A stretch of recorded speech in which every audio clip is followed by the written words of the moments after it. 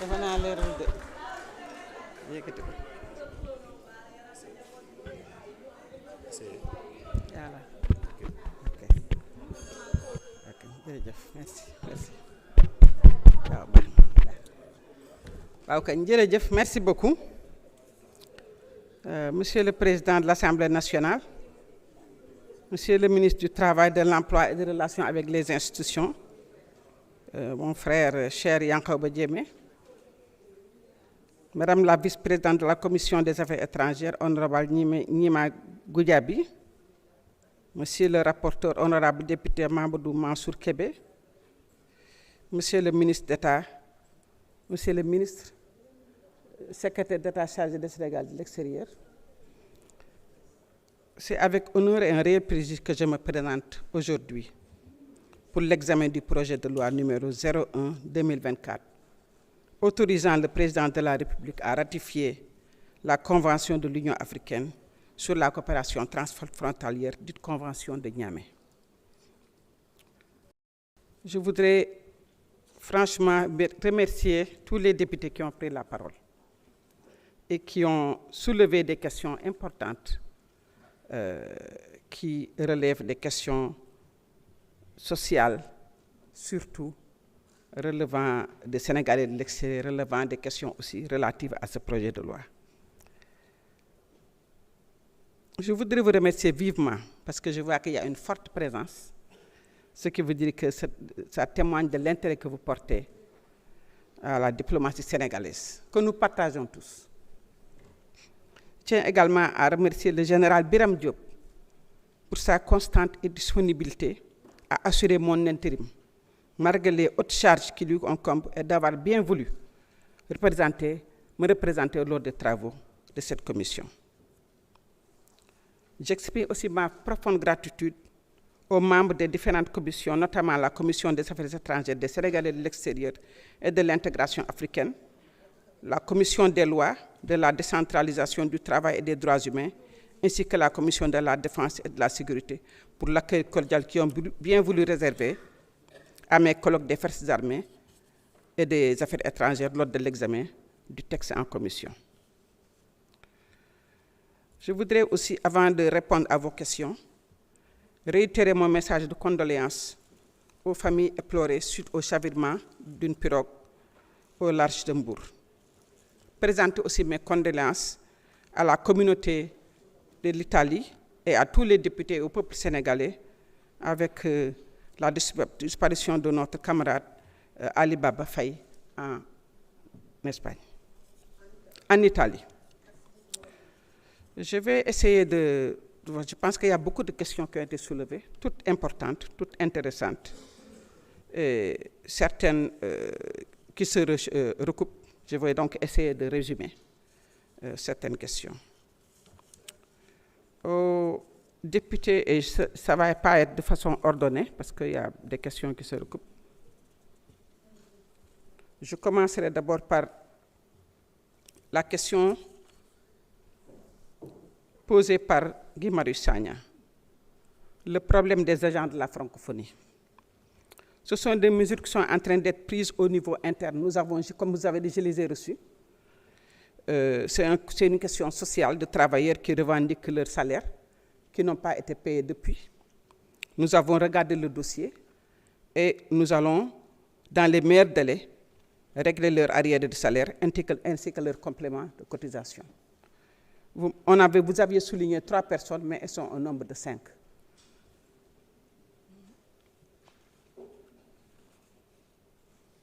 Pour la décision de la fermeture des bureaux économiques qui a été soulevée aussi. En fait, la décision a été actée depuis juillet 2020. De disposition de prise en charge des questions économiques est assurée présentement par les conseils économiques qui sont au niveau des ambassades et qui assurent en fait la politique économique étrangère du Sénégal. C'est une question du docteur Malick Diop. Donc c'est une décision qui avait été actée depuis 2020. Pour la situation des Sénégalais qui sont en situation, dans une situation de migration irrégulière en provenance du Maroc et qui demandent à rentrer au Sénégal. Ces compatriotes bénéficient de l'assistance de notre consulat à Dakhla. Le retour est organisé en collaboration avec le Royaume chérifien et l'Organisation internationale des migrations. Cette année déjà, 538 personnes ont été ramenées du Maroc. Et un vol de 60 compatriotes est prévu le 12 septembre par l'OIM. Les efforts vont se poursuivre parce que nous devons discuter avec les autorités mauritaniennes pour avoir un contrat nous permettant de passer par le Maroc, et nous sommes dans cette voie-là. La question des visas a été soulevée par plusieurs d'entre vous. Et nous sommes tout à fait d'accord avec vous qu'il est important que le Sénégal revisite la question des visas gratuits et qu'on essaie de mettre en œuvre une politique de réciprocité. Nous sommes en train d'examiner cette question-là parce qu'en fait, la loi par rapport au visa, c'est-à-dire au fait que les Sénégalais qui doivent, les étrangers qui doivent venir au Sénégal et dont les pays appliquent un montant pour payer les visas, cette loi-là n'a jamais changé. C'était juste une décision politique qui avait été mise en œuvre et nous sommes en train de l'examiner. Pour la question du bilan qu'on peut dresser sur le FOCAC, depuis la tenue de la 8e ministérielle du FOCAC en 2021 et l'adoption du plan d'action de Dakar 2022-2024, beaucoup de réalisations ont été faites sur le plan du commerce, 120 milliards de US dollars en 2018. Les agences commerciales sont passées de 282 milliards en 2023. En plus, pour renforcer les exportations africaines, la Chine a accordé une exception douanière à hauteur de 98% en faveur des paiements, dont 33%, dont 33 africaines. Donc il y a eu quand même des accords assez intéressants aussi sur le plan de l'agriculture qui a été adopté, une finalité de favoriser la modernisation de l'agriculture en Afrique pour créer aussi des joint ventures avec les entreprises nationales africaines. Pour la situation des passeports, vous savez que les passeports nationaux, les passeports ordinaires sont délivrés par le ministère de l'Intérieur, qui travaille à l'étranger avec les consulats pour produire ces passeports. La situation était quand même assez catastrophique lorsque nous avons pris le pouvoir. Il y a eu beaucoup d'efforts qui ont été faits. Le secrétaire d'État, comme vous le savez, s'est rendu dans plusieurs pays, surtout en Espagne, pour accompagner la production de passeports, parce que le gouvernement espagnol avait promis de donner des papiers aux Sénégalais, aux étrangers vivant en Espagne. Et donc, plus de 4000 demandes en attente ont été réglées. Et en fait, avec le ministre d'État, on a pu mettre 8000 talons et de laminats à disposition. Je peux vous donner quelques statistiques ici par rapport aux missions qui ont été effectuées. Au Portugal, du 16 au 29 mai, 393 passeports ont été produits. En Russie, du 23 au 4 mai, 100 passeports ont été produits. Au Koweït, 28. Aux Émirats arabes unis, 211. Du 5 au 10 mai, au 10 juin, du 5 mai au 10 juin 2024, 239 passeports ont été produits. Au Cameroun, du 5 au 18 juillet 2024, 447 passeports ont été produits. Au Brésil, pour le Brésil et l'Argentine, du 10 au 24 juillet 2024, 810 passeports ont été produits.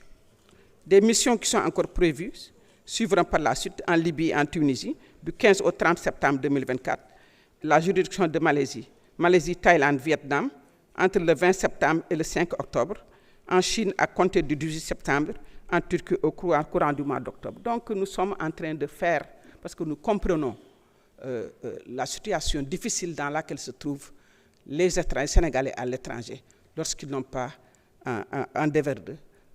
par devers eux leur passeport. Ça leur empêche d'envoyer de l'argent, ça leur empêche de continuer leur contrat et de travailler et de vivre librement et avec autant de sécurité que possible dans les pays où ils se trouvent. Donc nous sommes en train de tout faire pour répondre avec le ministère de l'Intérieur à la désignation, à la production de ces passeports.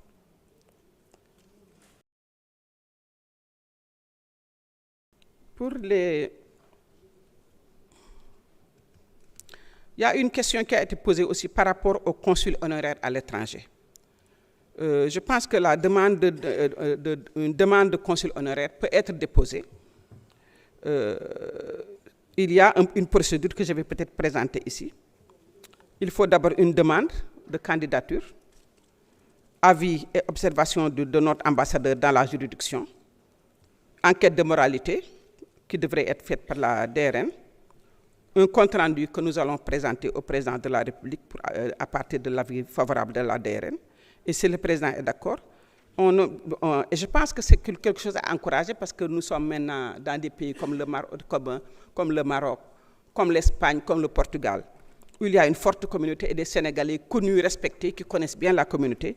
Nous devons encourager qu'il y ait des consuls honoraires sénégalais, binationaux, qui puissent représenter et qui connaissent bien la communauté. Donc je pense que ça, c'est une procédure qu'on va partager encore une fois pour qu'on puisse identifier des consuls honoraires sénégalais ou binationaux.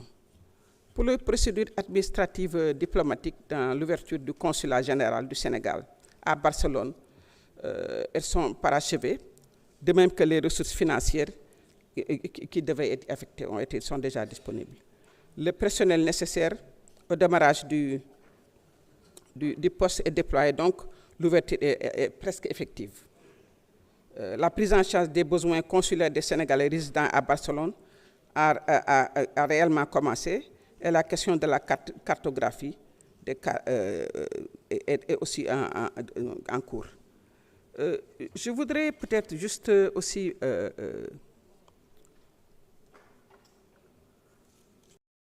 un petit peu parler de la question des Sénégalais. Bon, on a aussi parlé aussi d'autres préoccupations par rapport aux véhicules, c'est noté, véhicules qui seulement durent 8 ans et il y a des propositions 10 ans, 15 ans. Je pense que c'est aussi des questions qui vont être étudiées et on va vous revenir. Qu'est-ce que je pense que...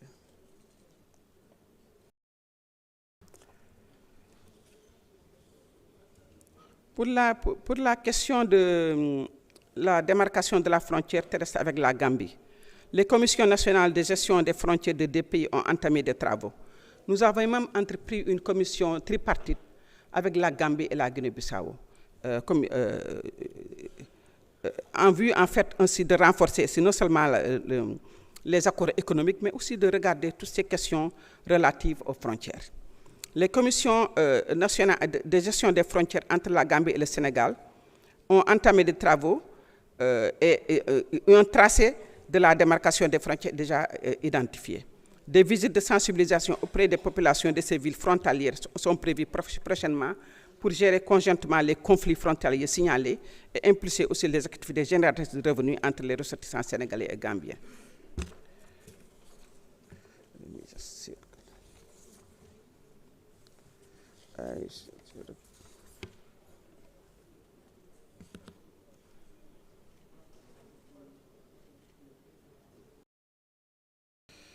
Alors, il y a la question qui avait été posée aussi par rapport à la portabilité des droits de sécurité sociaux des Sénégalais travaillant de manière régulière à l'étranger. Bon, bien sûr que la question de l'emploi relève du ministre du Travail, mais bon, pour la portabilité des droits de sécurité, pour assurer cette portabilité, il faut qu'une convention spécifique de sécurité sociale soit conclue entre le Sénégal et le pays concerné. C'est le cas, par exemple, de la France, de l'Espagne, du Gabon, du Mali. Cette portabilité peut aussi être mise en œuvre à travers certaines conventions multilatérales lorsque les deux pays ont adhéré, surtout le Sénégal. Par exemple, la convention de Cyprès, la convention de la CEDEAO. Des échanges sont en cours avec la direction du travail pour lancer des négociations pour la signature de telles conventions entre l'Italie, le Brésil et le Maroc. Je pense que...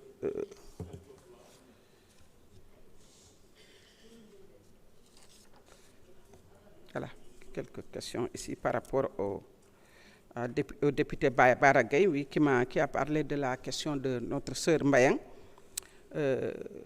Bon, dès que je suis venue dans le département, parce que cette question, ce problème de notre sœur Mbayang est un problème qui est assez connu par tous les Sénégalais, et j'ai voulu aussi comprendre un petit peu où se trouvait le dossier. Donc j'ai rencontré le personnel de l'ambassade quand nous étions à la conférence de l'OCI avec l'ambassadeur qui était là-bas pour voir où se trouvait, comment en fait le dossier était en train d'avancer. Et comme vous le savez, seule la demande de grâce adressée au roi pourrait en fait nous permettre de sauver notre compatriote et d'enlever cette peine qui plane sur sa tête. Et je pense qu'il y a toute une procédure qui est là, en place, pour essayer de trouver une solution en demandant cette grâce au roi avant que l'autre enfant qui est encore mineur atteigne la majorité. Parce que nous savons que si les deux enfants atteignent la majorité tous les deux, ça va être beaucoup plus compliqué parce qu'ils pourront prendre cette décision que leur père est déjà en train de pousser. Donc nous exprimons notre solidarité à Mbayang et à toute sa famille et nous continuons à suivre le dossier, à prier aussi pour qu'il y ait une fin heureuse dans ce dossier assez sensible.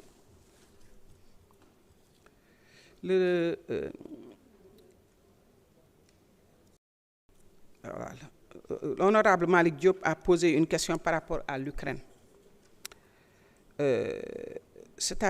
Par rapport à la question au conflit entre l'Ukraine et la Russie, la position du Sénégal est claire.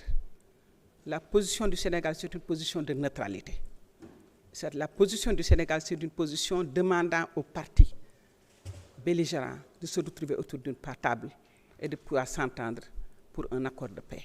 Donc nous ne sommes ni pour la Russie, ni pour l'Ukraine. Mais par contre, si l'Ukraine ou la Russie ou quelque autre pays au Sénégal fait l'apologie du terrorisme ou encore célèbre des soldats de pays frères qui ont été tués par des terroristes, nous avons pris une décision de convoquer l'ambassadeur et de l'avertir. Et je pense que ça, c'est une décision assez importante parce que le Mali est un pays frère. Quelle que soit la crise qui se trouve au sein de la CEDEAO, nous sommes membres de la CEDEAO et le Sénégal l'a revendiqué et le répète. Mais le Mali, le Burkina Faso, le Niger sont des pays frères. Et donc nous ne pouvons en aucune façon accepter qu'un ambassadeur qui en fait sort même de son cadre que lui autorise en fait sa présence au Sénégal se mette à célébrer des pays frères où des soldats ont été tués par des terroristes. Par rapport à la ratification du traité de Marrakech que le Sénégal a signé en 2013, un dossier de ratification avait été transmis au secrétaire général du gouvernement il y a un moment, et la procédure sera reprise une nouvelle saisine du ministère de la Santé. Et sera opérée aussi. Donc, je pense que c'est toutes ces questions-là.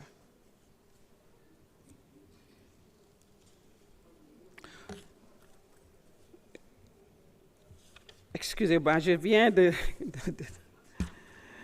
je suis encore sous le jet lag après avoir quitté la Chine.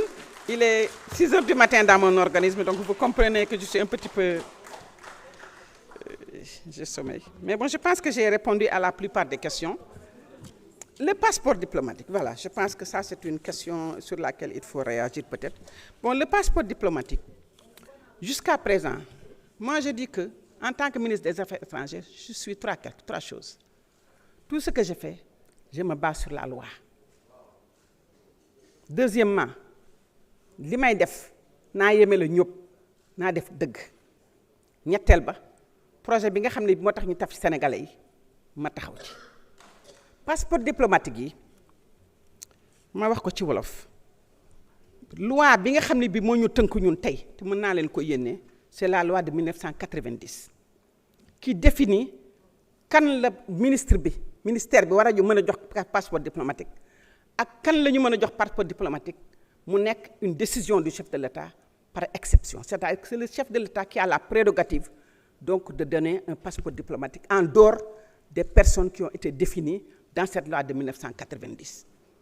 Il est vrai qu'avec l'ancien régime, on donnait des passeports diplomatiques et je pense qu'il y avait une entente que le président de la République avait donnée à un certain nombre de personnes. Il se trouve que le 28 mars, après l'élection présidentielle, le 28 mars 2024, un nouveau décret est sorti. Et ce nouveau décret a été signé après l'élection du président Bassirou Diomaye Diakhar Faye. Et c'est sous ce décret du 28 mars qui inclut, et c'est ce décret qui détermine en fait, qui a inclus les députés dans ce nouveau décret. Mais ce décret-là, nous n'avons pas accepté. may leen ma rek dañuy waxtaan rek waaw voilà waaw. S'il vous plaît, Madame le ministre, vous continuez là. You have to go.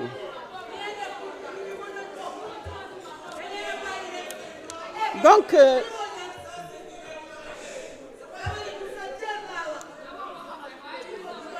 bon, je continue à répondre. Madame la ministre. Wow. Bon, donc la question du passeport, nous avons produit un nouveau projet de loi remis au président de la République pour qu'on puisse revoir cette loi, qu'on puisse l'élargir le maximum possible et que c'est le président de la République, s'il y a des exceptions, qui va donner ces exceptions, comme ça se passait avant. Donc je pense que nous, ce que j'ai fait, je n'ai fait que suivre la loi. C'est-à-dire que li nga xam ne moom la loi bi wax loolu rek laay def du ma teggi du ma génn ci loi dama ko teggi